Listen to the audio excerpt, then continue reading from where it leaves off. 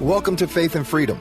For the next few minutes, we hope to inform, inspire, and encourage you as we discuss legal victories and challenges to your fundamental freedom and religious liberties. Faith and Freedom comes to you from Liberty Counsel, a civil liberties education and legal defense organization. Join us now as Matt Staver, founder and chairman of Liberty Counsel, explains the latest legal issues all across this country.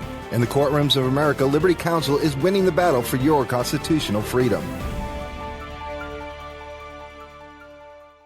Today, 237 years ago, we celebrate the Declaration of Independence. This was a declaration that Thomas Jefferson said was a reflection of the American mind.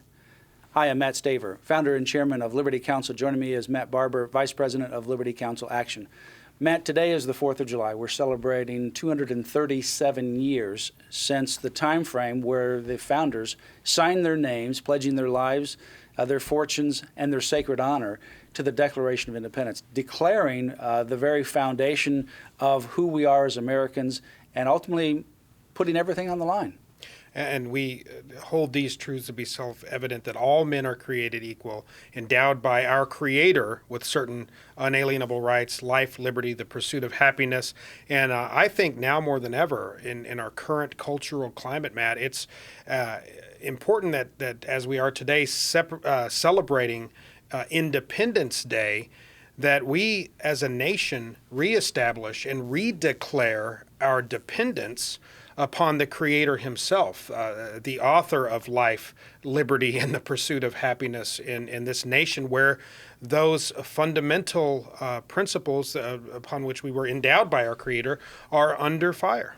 Yeah, no question about it. You know, the founders understood that there is a God who is the Creator, and they did have a dependence upon him.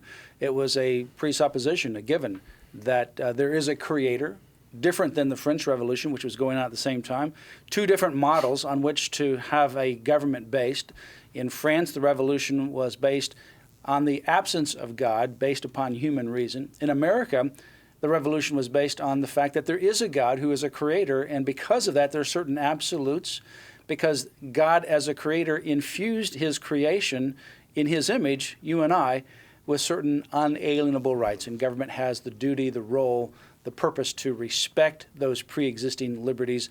And so as a result of those two different fundamental foundations, you had two different revolutions going on at the same time, two different results.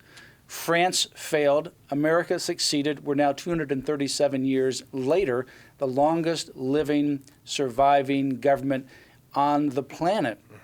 And it's because those fundamental principles were based upon the act of these founders declaring that there is a God who is a creator, and government's duty is to protect these God-given liberties. And I hate to be a killjoy here, Matt, but yet, regrettably, at this point in time, we are on a trajectory that is heading more toward France's idea of liberty and freedom and kind of a class warfare-based secularist idea, and getting away from our founding fathers. Even our most, the founding fathers that the left love to cite as atheist or deist, or, Benjamin Franklin, for instance, and you tell this story a lot better than I can, but he called for prayer when at the Constitutional Convention, when they reached an impasse. He said, time to get back to the he who governs in the affairs of man, time to get back and get on our knees and pray. And that impasse, that logjam was broke. No question. And, even people who cite to Thomas Jefferson, who may not have been orthodox in all of his views, still believe that there is a God. And because of that, has this fundamental idea that there's certain liberties and rights that flow from that. And many of his statements, including Benjamin Franklin, are more Christian statements than many Christians today. I mean, these are individuals who operated within a Christian worldview, Judeo-Christian morality and framework. And they actually created the government based upon that presupposition that there is a God, and therefore we need to respect these pre-existing liberties. Why? Because they come from God himself. Life, liberty, and the pursuit of happiness among those unalienable rights. Thomas Jefferson said that the Declaration of Independence was a reflection of the American mind. And what he meant by that is not that he, for the first time, penned this wonderful document. No, it's because he simply collected information that was part of the American psyche. It was part of who they were and put it into a document. In fact, some of the Declaration of Independence is almost virtually identical to the Declaration of Rights drafted by George Mason in Virginia. All of these ideas were preached from the pulpit. They were reiterated over and over again. Jefferson was tasked with drafting not something brand new, but just putting those ideas on the paper, and he did that because it was the reflection of the American mind, and it's that American mind that is under attack. That's why George Washington, in his second farewell address after serving 2 terms as president, looked out to the future of the country, and he reflected on the fact that there's 2 twin pillars that undergird America: religion and morality. You had to have both of those, and if you undermine those pillars, you're unpatriotic. Mm-hmm. Unpatriotic. Yeah. You cannot be called a patriot if you do anything to undermine morality and religion that ultimately gives the basis for morality. And unless people buy into this progressive notion that we are a secularist nation, we are not. We need to remember, again, the Constitution, the Declaration of Independence were formed, were drafted, were framed within the context of the Judeo-Christian worldview, central to the Judeo-Christian worldview. The secularist worldview is over here. The Constitution is over here. And I encourage people to do a case study here. Read the preambles to the state constitutions of all 50 states. You will be shocked to see that without exception, I believe, those states refer to our dependence on God. They reference God even today. Yeah. They do. They've done that from the very beginning. Yeah. It's like the Declaration of Independence references God. The constitutions of all 50 states refer to God.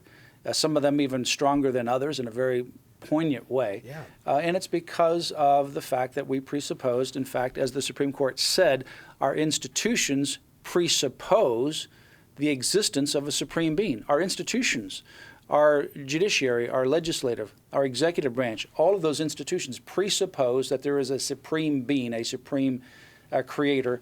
No wonder why you go through Washington, D.C. and you see references to God and religion and Christian viewpoints and quotes from scriptures everywhere. It's because that was a presupposed notion that there is a God.